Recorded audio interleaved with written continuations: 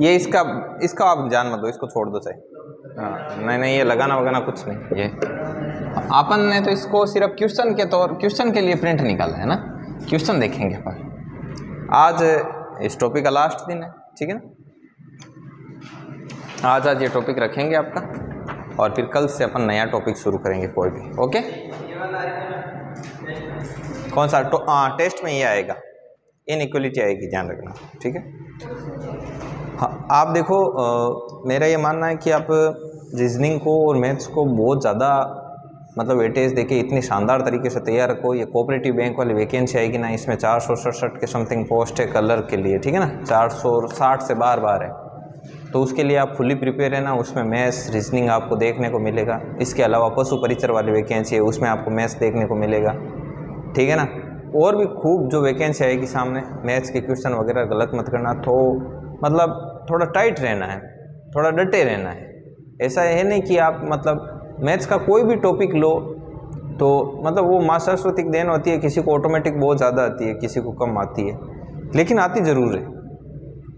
हो सकता है कि आपका मैथ्स में थोड़ा सा मतलब कि मामला टाइट हो, तो आपके साथ वाला 1 घंटा पढ़ रहा है तो आप 1 घंटे 30 मिनट पढ़ोगे तो आप भी उसके इक्वल आ जाओगे, समझ।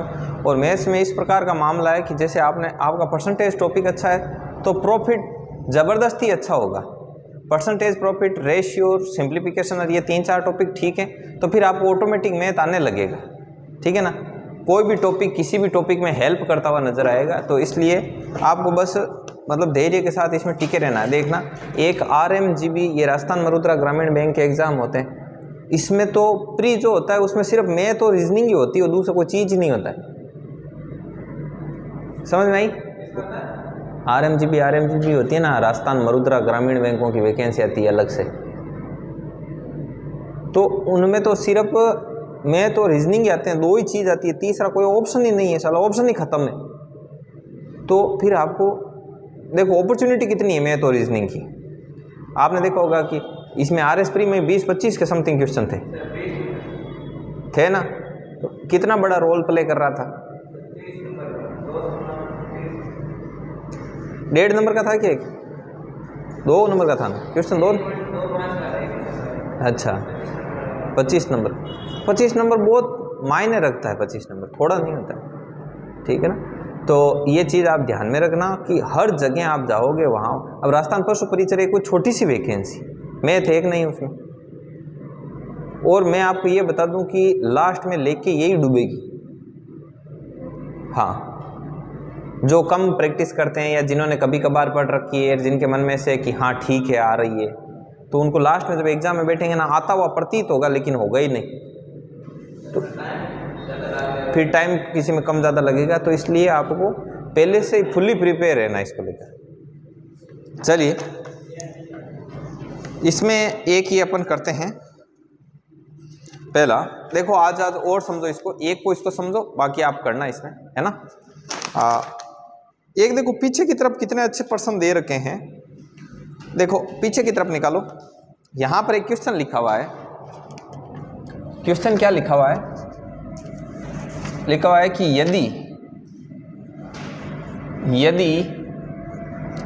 h is less than equal to g बराबर k and greater than equal to f, निश्चित रूप से बोल रहा है कि ये चीज सत्य हो तो निम्न में से कौन सी अभिव्यक्ति सत्य होगी। ये इंडियन बैंक क्लर्क 2010 में आया हुआ है। तो अब इसके नीचे देखना है कि कौन कौन सी चीज सत्य होगी।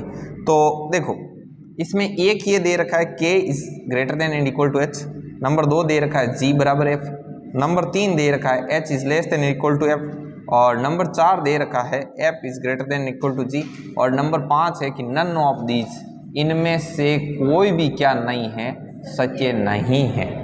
तो देखो आप पहले h और k के बीच मामला देखो, h और k के बीच में आपने देखा तो पाया कि ये क्या आएगा, greater than and equal to, तो ये चीज़ क्या है, g बराबर f नहीं है, और h और f इसके बीच में तो नॉन स्टैंडर्ड, f और g के बीच में गलत, नन ऑफ दीज को तो हो गया। तो ये अभिव्यक्ति इसमें क्या है, सत्य है। तो ये इंडियन बैंक क्लर्क 2010 में आया हुआ बहुत ही सिंपल क्वेश्चन था।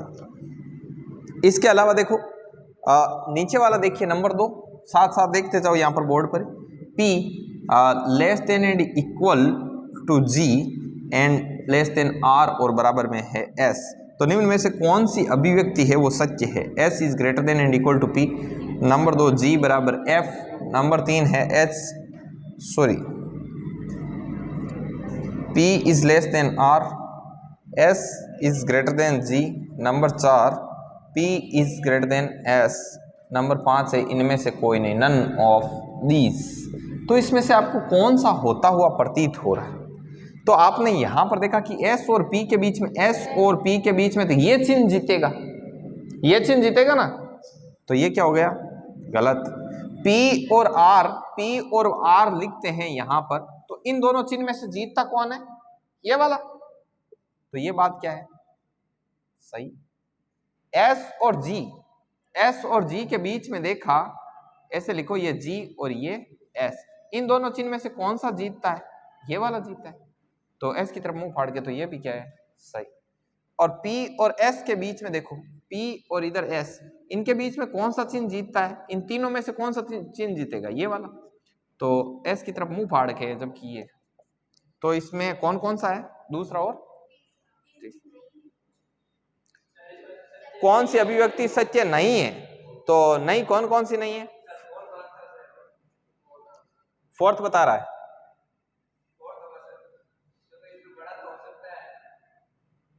हाँ बिल्कुल बिल्कुल बिल्कुल बिल्कुल बड़ा है। हाँ देखो फोर्थ में है ना, ये देखो P is greater then, sorry देखो इसमें दे रखा है कि P है, P की तरफ ग्रेटर देन है ना यहाँ पे, जबकि इसमें क्या आ रहा है? P और S, तो ये चिन्ह जीतेगा ना, P के बीच में मुंह बंद आ रहा है। हाँ, गलत। पहले वाले की तरफ देखो, ये है S और P, हाँ तो ये गलत है ना, तो गलत ही लगा रहा था, सही कहाँ लगेगा? ये और ये, तो ये दो अभिव्यक्ति नहीं हो सकती, ये अभिव्यक्ति हो सकती है।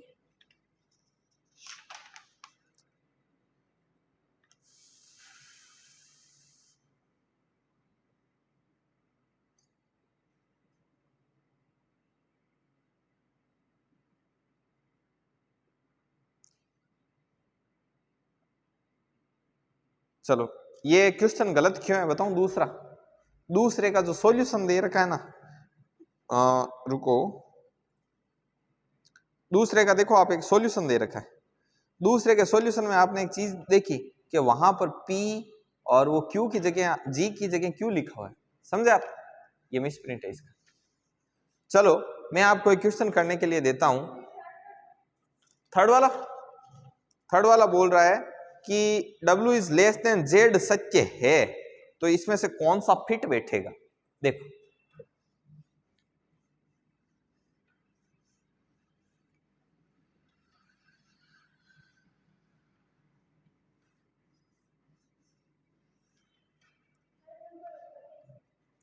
देखो, तीसरा है W is less then Z सत्य है, वो खुद बोल रहा है, तो ये पूछ रहा है कि कौन सी अभिव्यक्ति सत्य है? 1 2 3 4 और 5। तो इसमें है W, ये Y, ये less than X is less than equal to Z, Z X less than Y less than W, तो Z Y X W, Z Y X less than W, तो Z X Y W। अब इसमें देखना है कि किसमें W less than Z हो रहा है। तो यहां पर तो W और Z के बीच में नॉन स्टैंडर्ड हो गया, यहां पर भी नॉन स्टैंडर्ड हो गया, यहां पर भी नॉन स्टैंडर्ड है, यहां पर भी नॉन स्टैंडर्ड है, तो स्टैंडर्ड ही एक में, तो आगे चेक करने की जरूरत ही नहीं। और Z और W के बीच में कौन सा चिन्ह जीतेगा इन तीनों में से? ये वाला। तो ये देखो, ये इसमें फिट बैठ रहा है। तो कितने इजी क्वेश्चन आते हैं, समझ में आई बात? तो अब आप क्या करोगे प्रैक्टिस के तौर पर, जो आपका पहला लिखा हुआ ना निर्देश 1 से 6, ये वाला करोगे। निर्देश 1 से 6 जो लिखा हुआ है वो आपको करना। महेंद्र गांव गया हुआ है ना? महेंद्र है ना? अच्छा वापस। और वो हर्षिता, वो भी वहीं ऑफिस है? अच्छा, और वो आज अपने ये सुष्मित आते हैं वो? अच्छा, सोनू मोनू आज वहाँ गए और वो वापस चले गए ना, बताया ना इतनी देर, पता नहीं कहाँ गए घर। और ये आपके साथ आते थे वो कोमल,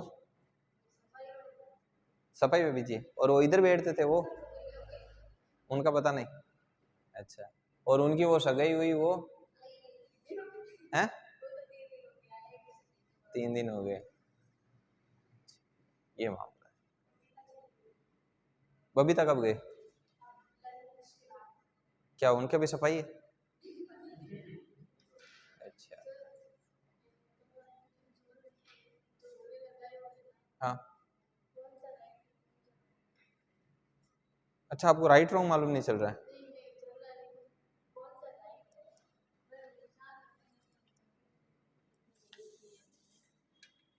इसमें है आपका, अच्छा आपको खुद को इसका आंसर मालूम नहीं है, ऐसे आपको ये चेक करना है मैंने सही किया कि नहीं किया।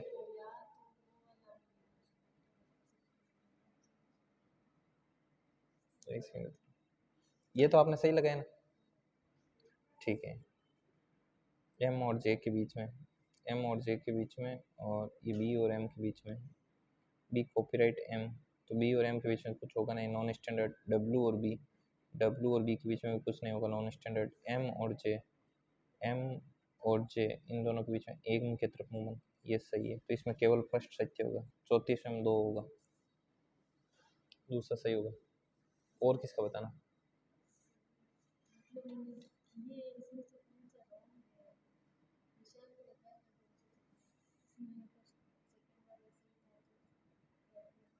हाँ ये केवल सेकंड, ये सत्य हो गया, बस ये इसका आंसर हो गया फाइनल। हाँ हाँ, तो ऐसा बोलो ना, आंसर देखना, इसका आंसर भेजा हुआ है, अब ब्रॉडकास्ट पे नहीं हो, चिन्ह लगाता हूँ मैं।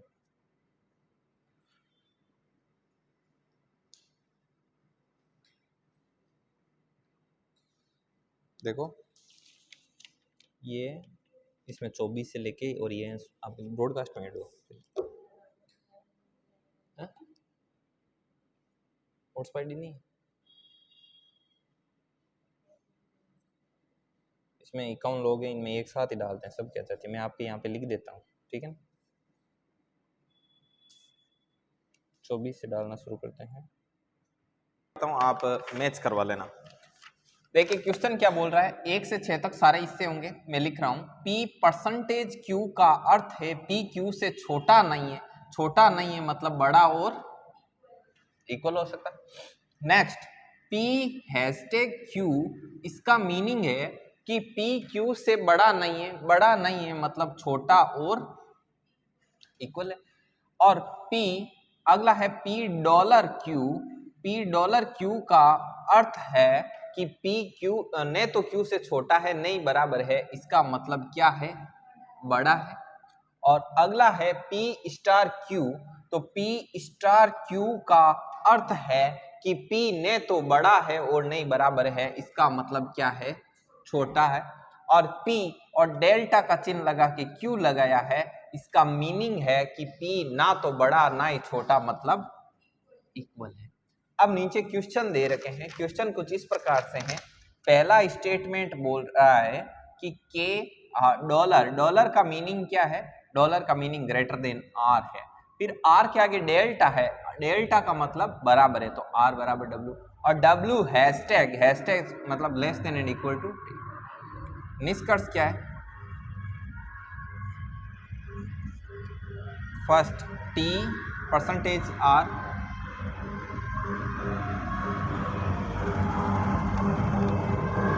टी ये ठीक है, टी इसके होगा ग्रेटर देन ये आर, परसेंटेज का मतलब ये, डॉलर का मतलब क्या है, के लेस देन, और डब्ल्यू, सॉरी डॉलर तो ये है ना ग्रेटर देन वाला, टी परसेंटेज, परसेंटेज का ही होगा। अब ये चेक करेंगे, तो टी परसेंटेज आर कैसे चेक होगा कि टी और आर, तो ये आर की जगह आर, टी की जगह टी, इन दोनों चिन्हों में से कौन सा जीतता है, ये वाला, इन दोनों में से ये जीतता है, ये पता है। नए वाला कोमल पता है ना आपको, तो आप कोई पूछ ही नहीं रहे। अभी तक क्या समझ में नहीं आया आपको? देखो ये दोनों चिन्ह रहते हैं ना, ये सबसे कम पावरफुल है, ये ज्यादा, ये इससे ज्यादा पावरफुल है, ये तो पता है, ये पता है ना तीनों। अब यहाँ क्या, ये मैंने जोड़ा वो पता नहीं, कनेक्ट कैसे, तो क्या पता नहीं। और मैं सोल्व कर रहा हूं ऐसे बाद में देखना। आर और टी के बीच में इन दोनों चिन्हों में से कौन जीतता है? इनके बीच में ये वाला, मतलब टी की तरफ मुंह खुला है और बराबर, टी की तरफ मुंह खुला है और बराबर, मतलब ये क्या है? राइट। अब अगला देख रहे हैं के और डब्ल्यू, के और डब्ल्यू की जगह डब्ल्यू, इन दोनों चिन्ह हैं और के और डब्ल्यू के बीच, इनमें कौन जीतता है? इनमें ये वाला, तो के ग्रेटर देन डब्ल्यू, के की तरफ मुंह फाड़ के डब्ल्यू, के की तरफ मुंह फाड़, तो दोनों क्या है आपका? ये आप क्या है? तो फिर आपको क्या समझना है? आगे देखिए नंबर 2, नंबर 2 पे क्या दे रखा है? एक सेकेंड, नंबर 2 पे आपको दे रखा है कि h percentage R, h percentage का मतलब क्या है? ये greater than equal to R, R hashtag K, hashtag K का मतलब क्या है? लेस देन इक्वल टू के, और के डॉलर, डॉलर का मतलब है, और बी। अब नीचे निष्कर्ष दे रखे हैं फर्स्ट और सेकंड, निष्कर्ष क्या है? बी स्टार आर, स्टार का मतलब क्या है? B star R less than K dollar H, dollar का मतलब क्या है? Greater than H. तो अब आपको देखना है इसमें से कि बी और आर के बीच में, बी और आर के बीच में मामला नॉन स्टैंडर्ड है, के और एच के बीच में, के और एच के बीच में भी नॉन स्टैंडर्ड है, दोनों गलत। ठीक है, हो गया, सभी लोगों के यही है, सभी के, मेघराज, कोमल, ठीक। नेक्स्ट अगला क्वेश्चन नंबर 3 लेते हैं।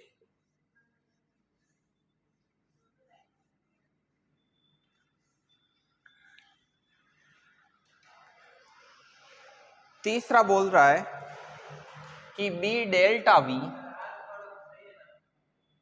सही कहां से, नॉन स्टैंडर्ड था ना मामला, पहले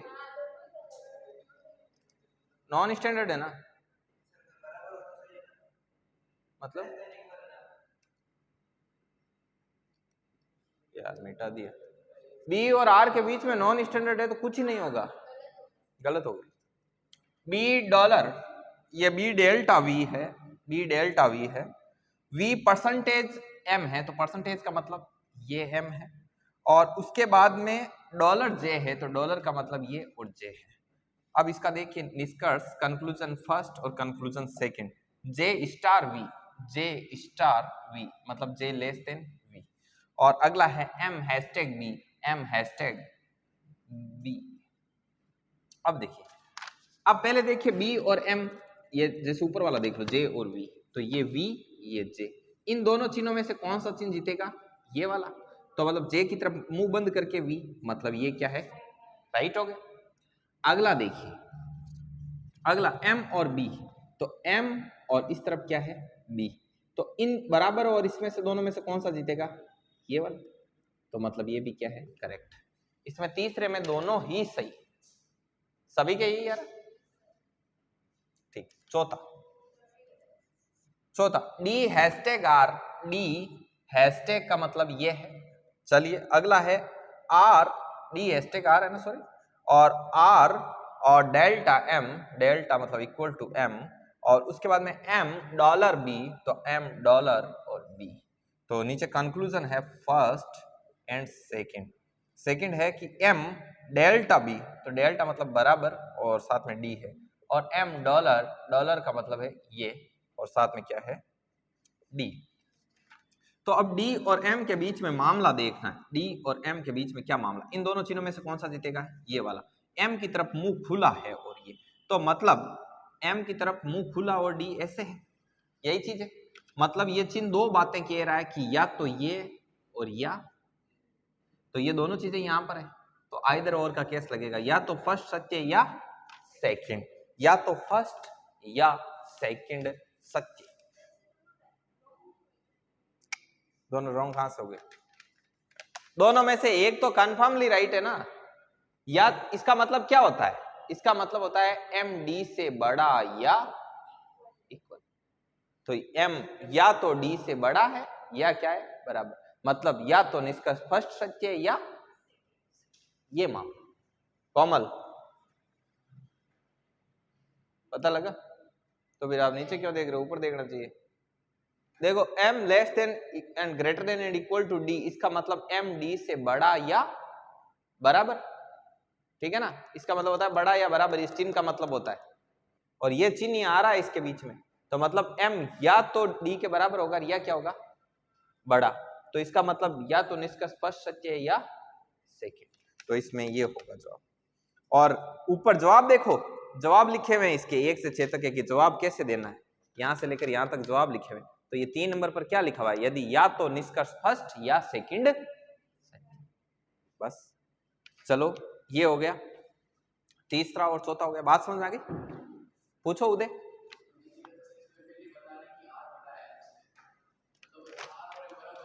हाँ अरे इन दोनों के बीच में ये इतनी बात करनी है अपने को। r बराबर m है, मतलब r की जगह अपन क्या रख सकते हैं। इस कंफ्यूजन में नहीं बचना, पढ़ने के लिए मैंने आपको बताया था कि आपको कुछ नहीं करना है, आपको ये देखना है कि इन दोनों चिन्हों में से जीतेगा कौन, ये लिख दिया। अब m की तरफ मुंह फाड़ के ऐसे है, तो m की तरफ मुंह फाड़ के ऐसे लिखो, एक ही बात है। अब इस चिन्ह का मतलब क्या है, ये चिन्ह दो चिन्ह लेके बैठा है, d और ये। समझ में आई बात? ये दोनों चीजें एक साथ नहीं होती है। ये चिन्ह कहता है कि या तो m d से बड़ा है या बराबर, ये चिन्ह ये कहता है बात। तो इसने भी पूछा कि क्या m बराबर d है, हमने कहा नहीं। यदि m d के बराबर नहीं है, इसका मतलब 100% m d से बड़ा है, और यदि m d से बड़ा नहीं है तो 100% m बराबर क्या है, d। इसका मतलब या तो निष्कर्ष स्पष्ट सत्य है या सेकंड। और ये चीज कहां लिखी हुई है, ये चीज लिखी हुई है उत्तर नंबर 3 में, कि यदि या तो निष्कर्ष फर्स्ट वे सेकंड सत्य या सेकंड सत्य, ठीक है।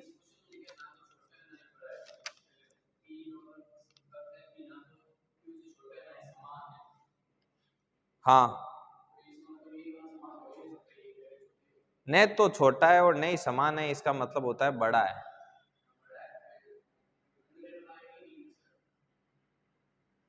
अंडरलाइन हो रहा है, आप किस चीज की बात कर रहे हो, मैं तो ये नहीं समझ पा रहा हूँ।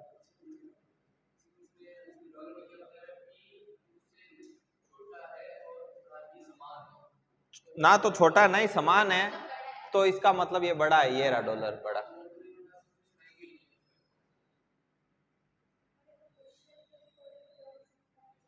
तो क्वेश्चन देखो ना, चौथा क्वेश्चन,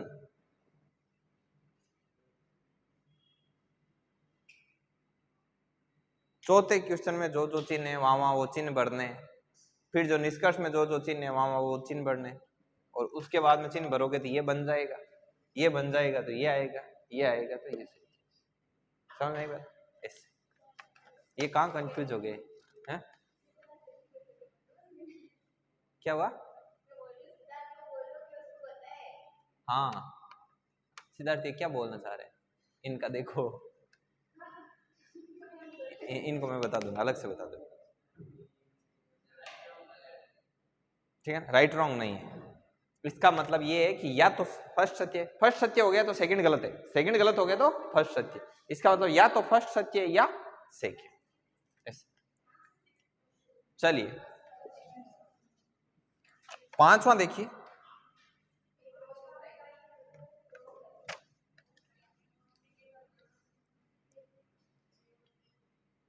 पांचवा देखिए, देखो उदय, के स्टार टी, स्टार की जगह स्टार का भरो, T, T dollar M, dollar की जगह डॉलर का भरो, एम, एम डेल, डेल की जगह डेल का भरो, जे।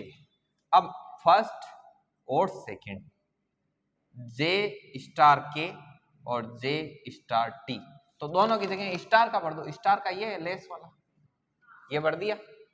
अब जे और टी के बीच में, पहले जे और के बीच में देख लो, तो जे और के बीच में जाते हो तो बीच में मामला क्या हो जाता है, नॉन स्टैंडर्ड, तो इसको जाने दो। अब जे और टी के बीच में चलो, तो यहाँ टी की जगह टी रखो और जे की जगह जे रखो, देखो कि इन दोनों चिन्हों में से जीत कौन रहा है, कि जीत तो ये रहा, तो टी ग्रेड।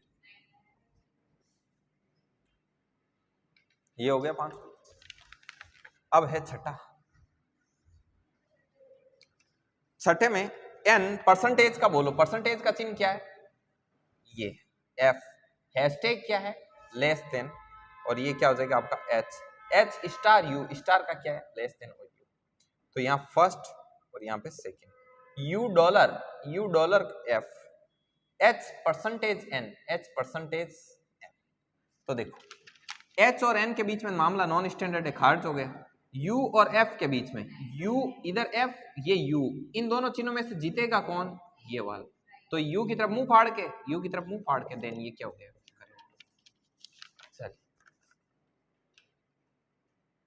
चलिए आज की सभा में इतना ही, बाकी का आनंद लेंगे अपन कल। ठीक है, इसको रोको।